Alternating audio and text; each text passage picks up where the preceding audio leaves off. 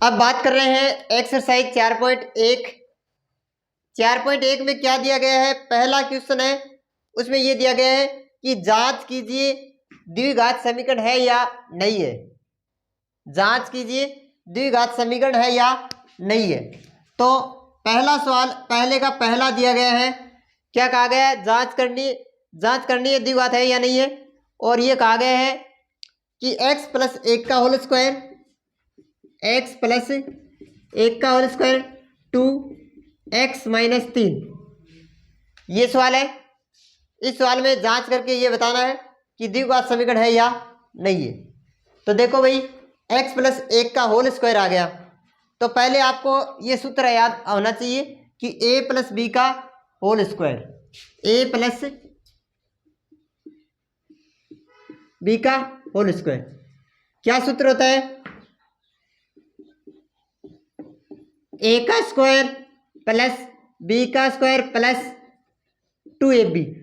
a की जगह क्या आएगा, a कौन है x, x का स्क्वायर प्लस b कौन है 1, 1 का स्क्वायर 1 प्लस 2, a की जगह x b की जगह 1 बराबर 2 को x से किया 2x माइनस 6, सभी संख्याएं एक तरफ बराबर में 0। तो x square plus 1 plus 2x minus 2x plus 6 बराबर 0। 2x से 2x कैंसिल, एक प्लस में और एक माइनस में, क्या बचा एक्स स्क्वायर प्लस 7 बराबर 0। हमारा द्विघात समीकरण का व्यापक रूप क्या था, ax square plus bx plus c बराबर 0। जहाँ एक्स स्क्वायर ये रहा, c ये रहा, यानी कहने का मतलब b पद नहीं है, अतः ये द्विघात समीकरण होगी, क्योंकि b इज इक्वल टू 0 हो सकता है, अतः ये द्विघात समीकरण है।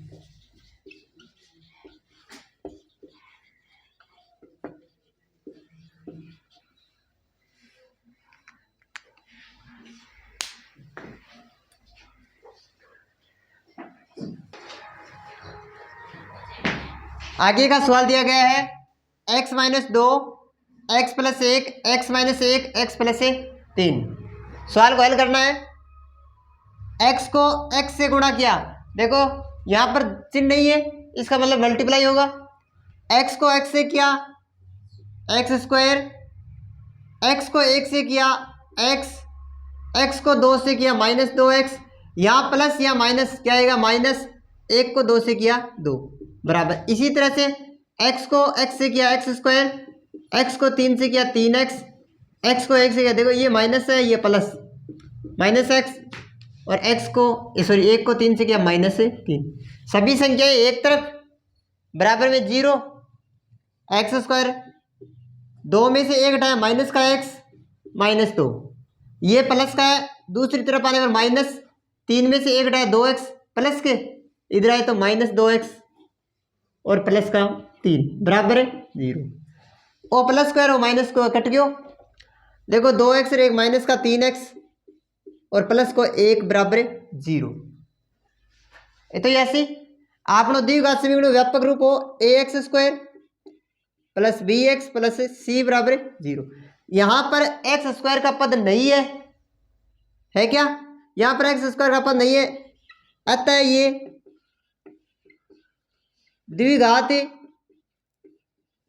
समीकरण नहीं है, अतः ये द्विघात समीकरण नहीं है। बस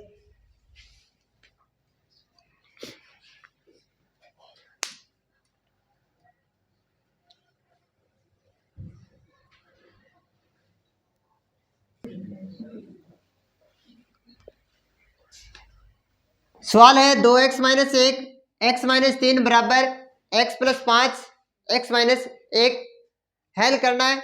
सिर्फ आप हमें ये बताना है द्विघात समीकरण है या नहीं है। देखो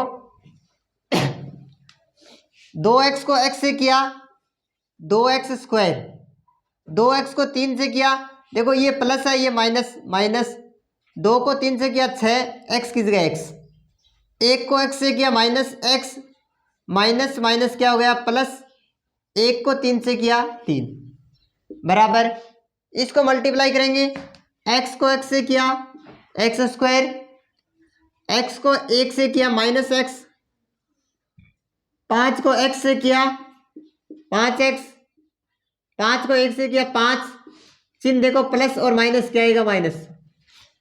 सभी संख्याएं एक तरफ बराबर में 0, 2x² 6 में एक जोड़े माइनस का 7x प्लस 3 ओ एक्स स्क्वायर इन आता है माइनस को एक्स स्क्वायर 5 एक उठाए 4 प्लस का इन आता है माइनस 4x और प्लस माइनस को है प्लस 5 बराबर है 0। हल करो 2x² को 1x² घटास्या अठा प्लस का ही अठा माइनस का ही प्लस को ही बच गए 7 और माइनस का 4 कितना हो गया माइनस का 11x 5 और 3 प्लस का 8 बराबर है 0। द्विघात समीकरण का व्यापक रूप था ax² plus bx plus c बराबर 0। जहाँ a b c वास्तविक संख्या है इस रूप में देखो मिल रहे हैं। अब ये मत बोल देना यहाँ प्लस है या माइनस है, क्योंकि अगर माइनस है तो ये माइनस का 11 हो जाएगा, बाकी रूप यही है। अतः ये द्विघात समीकरण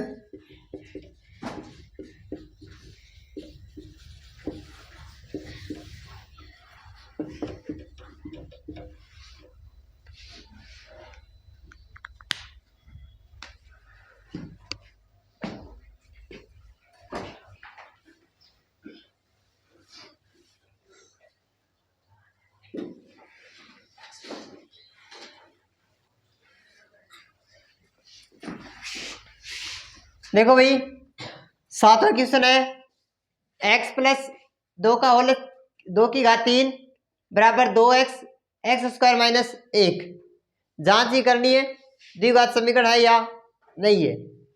तो हल करते हैं। अब देखो यहाँ पर 3 घात आ गई, 3 घात आ गई तो हम क्या करेंगे 3 घात वाला फॉर्मूला लगाएंगे a प्लस b की घात 3 क्या होगा a की घात 3 प्लस b की घात 3 plus 2a² b plus 2ab², ये होगा। अब देखो हल करते हैं। a की जगह कौन था x की घात 3, फिर कौन था b का 2 की घात 3 2 की घात 3 प्लस 2 की जगह 2 a कौन है x² b कौन है 2 प्लस 2 a की जगह x b की जगह 2 का स्क्वायर बराबर, यहां पर मल्टीप्लाई करेंगे तो क्या आएगा 2 को 2x की घात 3 माइनस 2 को 1 से किया माइनस 2x। हल करते हैं x की घात 3 2 की घात 3 कितने होते हैं 8 प्लस 2 को 2 से किया 4x² प्लस 2 का स्क्वायर 4 को 2 से किया 8x। ये संख्या इधर आएगी माइनस का 2x की घात 3 प्लस का 2x बराबर क्या आया 0। अब x की घात 3 यहाँ पर 1 है यहाँ पर 2 है, घटाएंगे तो माइनस का x की घात 3। अब x² एक ही बार है प्लस 4x², फिर क्या था 8x और 2x 10x, संख्या के रूप में कितना है 8 बराबर 0। अब हल नहीं हो सकता, हमारा व्यापक रूप था ax² plus bx plus c बराबर 0, ये हमारा व्यापक रूप था। अब देखो यहाँ पर 3 घात आ रही है 2 घात आ रही है 1 घात आ रही है सर, लेकिन वास्तविक रूप था ax² plus bx plus c, रूप ये आ रहा है आगे से। लेकिन अधिकतम घात की बात करें तो इसमें अधिकतम घात कितनी है 3 है, तो 3 घात वाला पद नहीं हो सकता। अधिकतम से अधिकतम घात कितनी होनी चाहिए 2 होनी चाहिए थी, लेकिन यहाँ पर कितनी आ रही है 3, अतः ये द्विघात समीकरण नहीं है।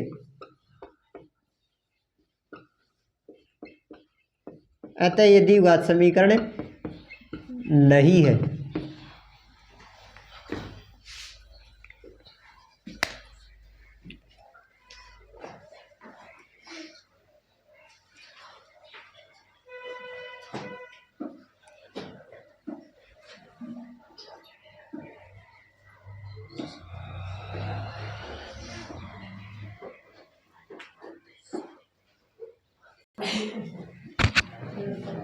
सवाल नंबर है 8।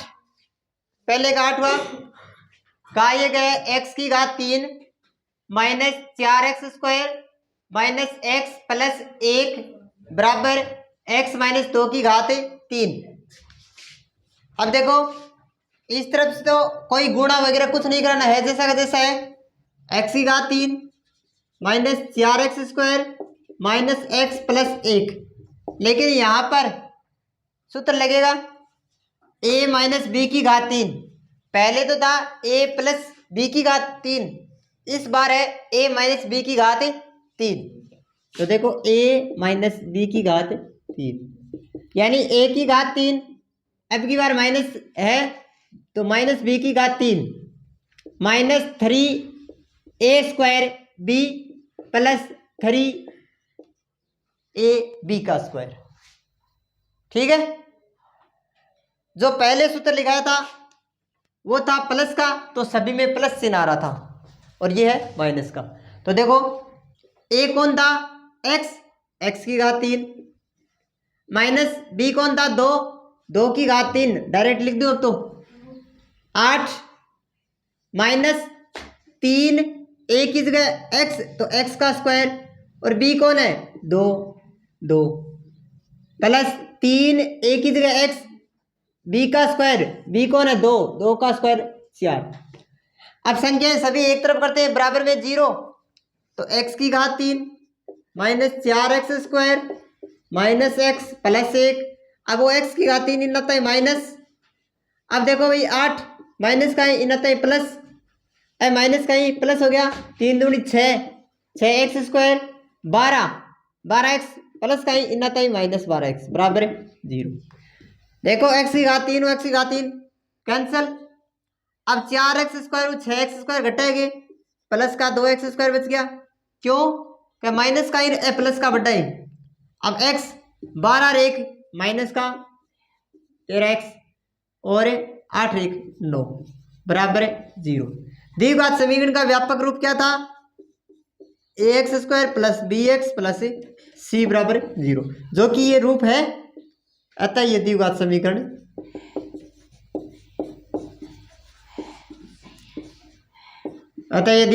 है। सॉल्व।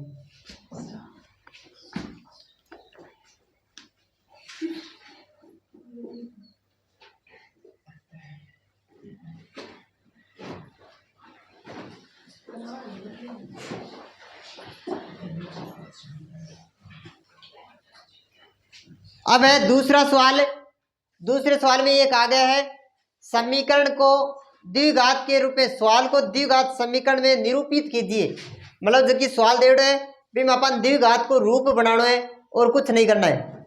ठीक है, तो सवाल में ये कहा गया है एक आयताकार भूखंड का क्षेत्रफल दे रहा कि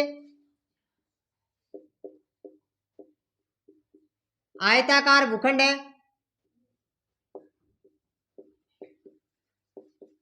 आयताकार भूखंड का क्षेत्रफल कितना दे रखा है 528। और अब कहा क्या गया है, ये कहा गया है कि क्षेत्र की लंबाई चौड़ाई के दुगुने से 1 अधिक है। चौड़ाई लंबाई के दुगुने से 1 अधिक है। क्षेत्र की लंबाई है वो चौड़ाई की जो भी है उसके दुगुने से 1 अधिक है। अब हमें ये नहीं पता कि लंबाई क्या है चौड़ाई क्या है, लेकिन ये कहा गया लंबाई चौड़ाई से या चौड़ाई की, तो अपन चौड़ाई मान लेते, माना चौड़ाई x, माना आयताकार भूखंड यानी खेत की चौड़ाई, हमने क्या मान लिया भाई चौड़ाई को x माने खुद को, और लंबाई की वजह से लंबाई में ये कहा गया चौड़ाई गुणी x दुगुने और 2 गुणों से 1 अधिक, बस आप 5 की तरफ जाना। वी नो दैट, हम जानते हैं कि आयताकार भूखंड का क्षेत्रफल यानी आयत का क्षेत्रफल, आयताकार भूखंड का क्षेत्रफल 528।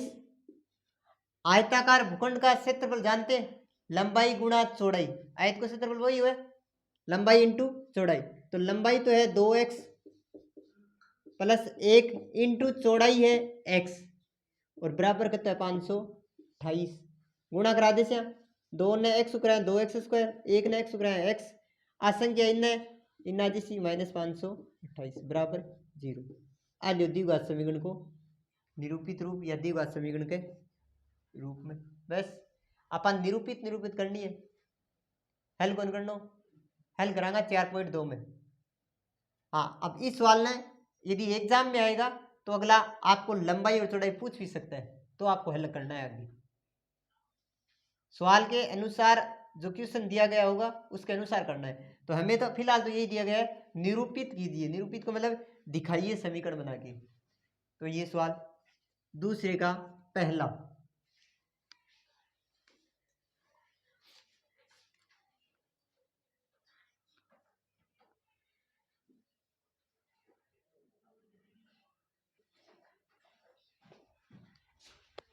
आगे दूसरा सवाल है, दूसरा है दो क्रमागत धनात्मक पूर्णांकों का गुणनफल 306 है। क्या कहो, दो क्रमागत की संधि विच्छेद क्रम प्लस आगत यानी क्रम के बाद आने वाला दो है और धनात्मक है यानी प्लस है। अपन बेरो को नहीं एक कोई तो दो को खड़ो बेरोसी। तो माना पहला धनात्मक पूर्णांक, माना पहला धनात्मक पूर्णांक, पहला धनात्मक पूर्णांक हो गया x। तो क्या क्रमागत होना चाहिए, लगातार होना चाहिए। तो लगातार का दासी यानी एक जुड़ से दासी या दो जुड़ से जदे, यानी जब मान लें आप 5 है, 5 का लगता ही कौन सा 6 या फिर 6 माने हो तो लगता ही कौन सा 7, यानी एक बढ़ गया सी आपा x मान्यो। तो दूसरों का तो जैसी x प्लस 1। तो दूसरा धनात्मक पूर्णांक x प्लस 1। अब शर्त के अनुसार यदि बात करा दोनों धनात्मक पूर्णांकों का गुणनफल, आई कही दो धनात्मक पूर्णांकों का गुणनफल, यानी शर्त आई तो ही क्या अंको गुणनफल मतलब इको और दूसरो x प्लस अंको गुणनफल का तो आना चाहिए 306 आना चाहिए। तो देखो x ने यूं गुणा करा x², x ने 1 गुणा x और 306 ना ताई माइनस बराबर 0 आने उस समीकरण के रूप में। बस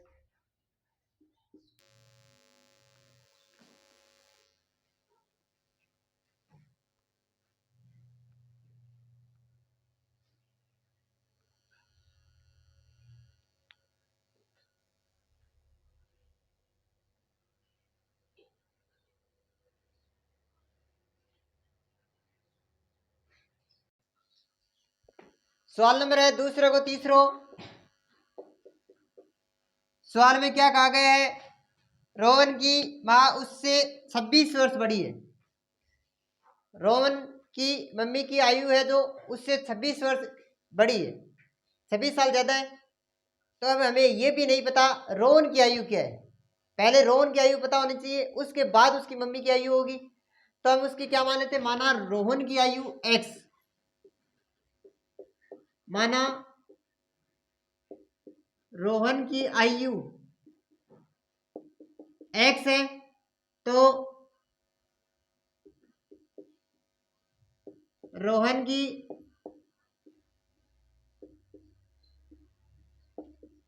आयु होगी x प्लस 26। ये नहीं कहा गया इनका गुणनफल, ये कहा गया रोहन से 26 साल बड़ी है।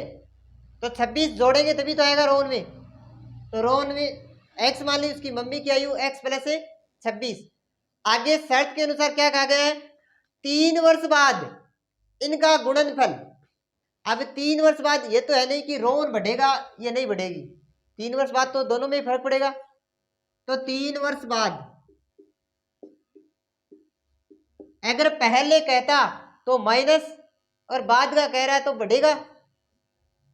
3 वर्ष बाद ये नाम ध्यान में रखना है कि 3 वर्ष उसके बाद आपको पूर्व दिया गया है या बाद में दिया गया है।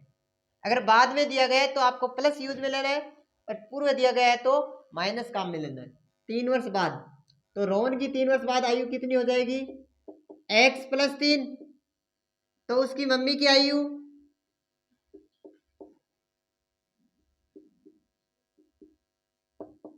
x + 26 तो थी और 3 वर्ष बाद 3 और जुड़ जाएगा तो क्या है x + 29।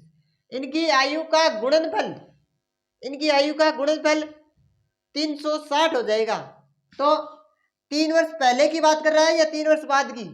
3 वर्ष बाद की। तो 3 वर्ष बाद एक तो ये आया x + 3 और एक आया x + 29। इनकी आयु का गुणनफल गुणा हो रहा है बराबर 360। इनको गुणा करो भाई, x को x से किया x², x को 29 से गुणा किया 29x, x को 3 से किया 3x और 3 को 29 से किया बराबर 360। सभी संख्या एक तरफ x² 29 और 3 32, x प्लस का 87 और माइनस 360 बराबर 0। x² + 32x घटाया तो माइनस का कितना बच गया 3,